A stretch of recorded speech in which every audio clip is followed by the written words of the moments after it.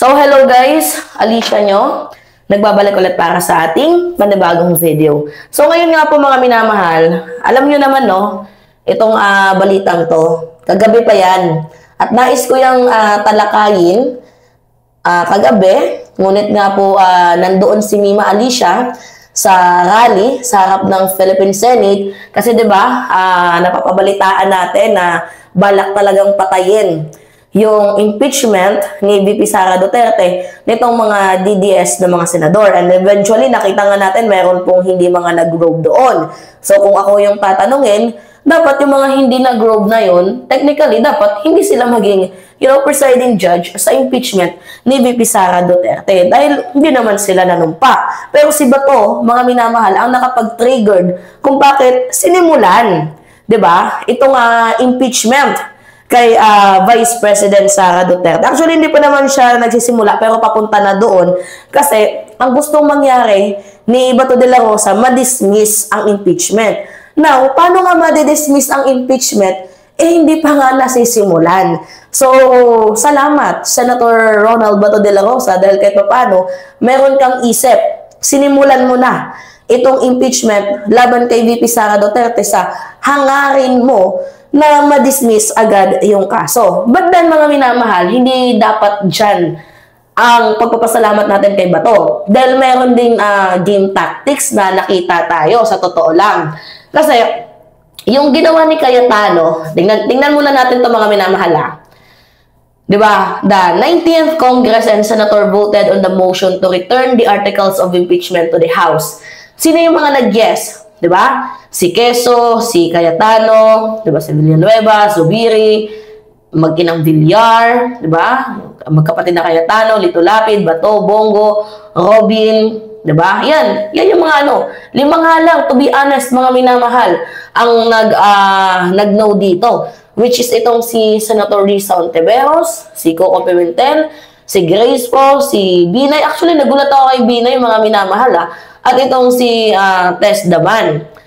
Now, mga minamahal, sino to? Magkamukha kasi si Tess Daban tapos si Joel Villanueva Alright, nakalimutan ko kung anong pangalan nitong senador na to. Yan, nakita ninyo mga minamahal.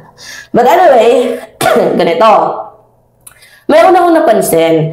Kasi, okay naman yung moves ni Senator Bato de la Rosa dahil sa kagustuhan niya nga, diba, na ma-dismiss itong impeachment ni Sara. Siya yung nakapag-triggered na simulan ang impeachment. Kasi paano nga naman i-dismiss ang impeachment kung hindi pa nasisimulan? Now, later on, nag-propose itong si Cayetano ng amendments, which is remand, diba? Na yung case ay ibalik sa House of Representatives. Now, kung i-analyze natin yung discussion, kagabi mga minamahal, yung propose ni Cayetano na ibalik yung article of impeachment doon sa lower house, talagang nagsicertify, yung propose ni Alan Peter Cayetano na ibalik yung article of impeachment doon sa lower house para iklaro kung may na-violate ba sa Constitution or whatever else. Kung i-analyze natin yun, that is a delaying tactics. Kasi pwedeng umabot yun ng isang linggo mahigit or sobra pa.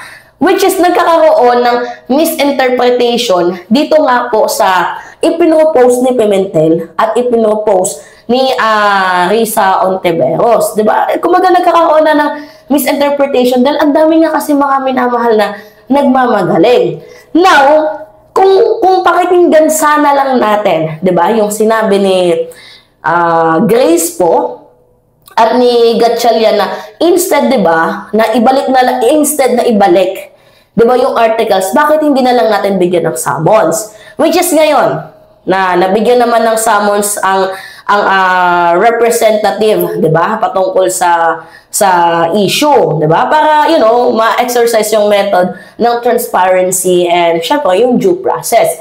Now, mga minamahal, what happened ba if ma-amend, 'di ba? What happened if amendments will be accepted? So, malamang ibabalik 'yun sa Senado. Diba? Yung article of impeachment from lower house, ibabalik yan sa upper chamber. Which is, mag-expand ng 10 araw kasi sasagot dyan. Itong si Sara Duterte. 'Di ba? Sasagot, mga minamahal.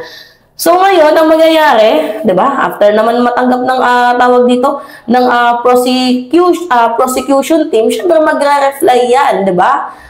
From defendant ng ilang araw, 'di ba? 5 days sa prosecution response. Gets ninyo? So nandoon yung mekos-mekos. Alam niyo kung paano natin nasabi na mekos-mekos kasi yung time frame, mga minamahal.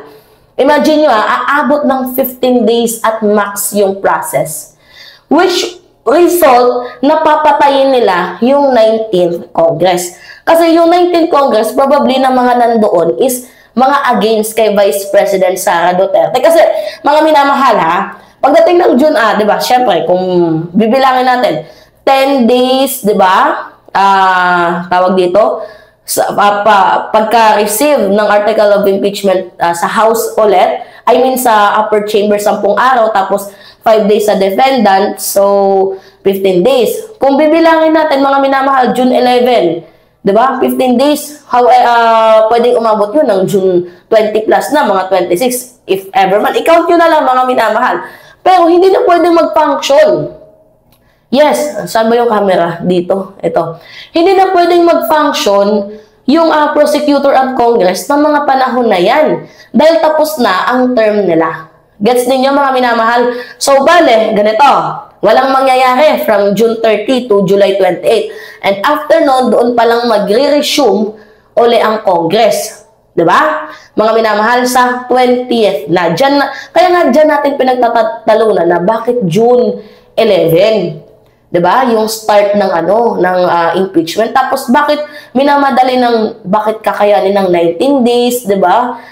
So ang daming na left na question sa atin. Pero yung punto talaga dito na yung aking napansin is gusto na nilang papasukin or patayin na lang yung 19th Congress. Kung matuloy man ang impeachment, patayin ang 19th Congress, ituloy sa 20th. Yan yung nakikita ko, mga minamahal. Kasi karamihan po sa mga Congress na nag-initiate, 'di ba, ng Sara impeachment, natalo. Karamihan lang doon, pero hindi lahat, mga minamahal. Karamihan lang doon is natalo, meaning may involvement dito na makaka-affect doon sa standing sa susunod na pag-decide nila, 'di ba? Dito nga po sa impeachment ni VP Sara Duterte, kung majority ba yan or whatever. Pero this is a clear exit. Gets ninyo, mga minamahal? And win-win solution naman ito para sa party ng mga Duterte na ipasok sa 20th Congress. Gets ninyo? So, ang ending nito, mga mamamayang Pilipino pa din ang talo. Kasi bukod sa pinapatay yung impeachment, hindi napapanagot yung may pananagutan sa taong bayan at mukhang pinapabayaan lamang ng iilang mga senador. Kaya nga, kung ako'y tatanungin, bakit hindi na lang i-abolish ang Senado? Magkakaroon na lang tayo ng unicameral. Diba? Wala nang kapangyarihan ng mga senador dahil mapang-abuso sila sa kanilang mga kapangyarihan. Gets ninyo, mga minamahal? Pasensya na kung nandito tayo. Nandito tayo sa CR. Nagko-content. Tingnan ninyo, mga minamahal. Dito tayo sa CR. Wala na bang ma-question si Mima? Sa CR pa talaga. Pasensya na ha. Dito yung napili nating venue. Alam niyo naman si Mima pag nagko-content kahit saan, diba? So ngayon, ang punto dito, ang mamamayang Pilipino pa din ang talo. Kaya kahit anong boses natin, tingnan nyo, nagkasakit na nga ako eh. Diba? Kahit anong boses natin na impeach, Sara impeach, diba? Wala pa din. Bakit? Wala. Kasi nasa senador pa din yung mga, yung desisyon nasa kanila pa din. So, dapat sana, bilang isang public servant, pakinggan ninyo yung mamamayang Pilipino. Hindi pakinggan yung mga pampersonal na mga interest lamang ninyo. Ano yun yung SKL ni Amy Marcos? O share ko lang? Diba, nakakaloka. Senadora pa man din ng bansang Pilipinas. Hindi ka ba naman gaga? Diba? So, yung dismissal na propose, mga minamahal ni Bato de la Rosa, tawag doon that is have a greater, tawag dito, chances, 'di ba? Sa mga, tawag dito, preparing na din yan, 'di ba? For the red carpet sa proposal ni Cayetano to tone down the opposition. Gets ninyo? Grabe yung mga pangyayari. Hindi ko nakayanan, mga minamahal. Alright, so pahingin lang po ako ng comments ninyo, likes and share, and also don't forget to click the subscribe mga minamahal and hit notification bell for more update. Yun lamang po at ingat mga kababayan.